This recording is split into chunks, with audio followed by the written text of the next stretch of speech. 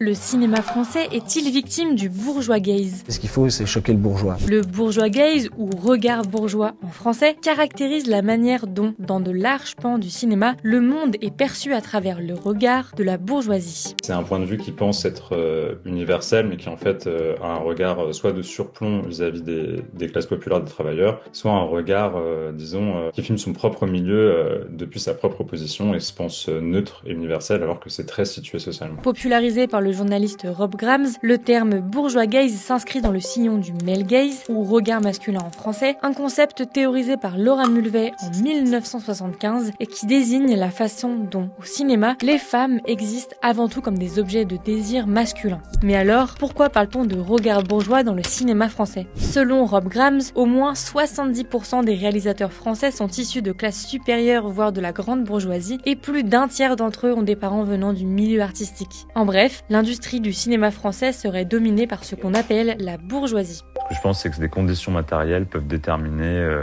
des biais sociaux qu'on va retrouver ensuite dans la production artistique. Et comme ce regard domine le cinéma, il fabriquerait un imaginaire qui ne reflète pas forcément la réalité. D'après une étude du collectif 50-50, les personnages bourgeois sont surreprésentés dans le cinéma, contrairement aux personnages issus des catégories populaires, comme les ouvriers ou les employés. Il y a notamment des représentations qui sont parfois très dégradantes dans ce qu'on appelle le cinéma social, qui est un faux genre. C'est-à-dire que quand on parle des classes populaires, de la classe ouvrière, des classes moyennes, en fait, on est assez vite amené à être considéré comme du cinéma social, alors que ça concerne la grande majorité des gens. Dans ce cinéma dit social, on retrouverait les mêmes mécaniques de narration favorisant les clichés, avec des films construits sur le mode de la tragédie, par exemple. Ces films finissent souvent très mal, par des meurtres, des suicides, des démissions. Donc ça conforte en fait les classes populaires, les travailleurs dans un positionnement de victimaire, et ça casse la possibilité d'autre chose, la possibilité d'émancipation.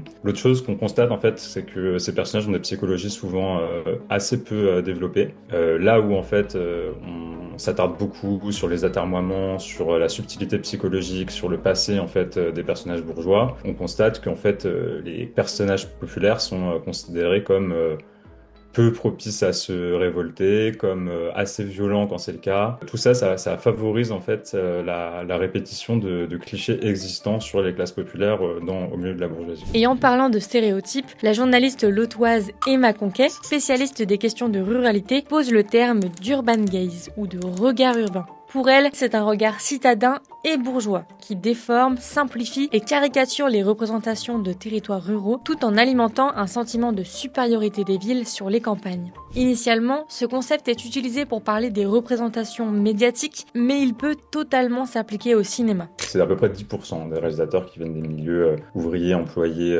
agricoles, alors que ça représente environ la moitié de la population française. Et dans ces très rares cas, en fait, ils s'affrontent à un milieu extrêmement fermé, à tout un système de différentes commissions, à des producteurs extrêmement bourgeois, à plein de relectures. Donc en fait, ils sont pas entièrement aussi libres qu'ils le souhaiteraient, voire même en fait l'intégration dans ce milieu nécessite pour eux une certaine forme d'acculturation et ils doivent se soumettre à des codes, à des valeurs qui sont nouvelles. Avec le concept de bourgeois gaze, Rob Grams propose avant tout un outil pour analyser le cinéma. Mais attention, ça ne veut pas forcément dire qu'un film est bon ou mauvais. Alors la prochaine fois que vous irez au cinéma, vous pourrez très bien vous interroger sur ce que vous regardez tout en passant un très bon moment.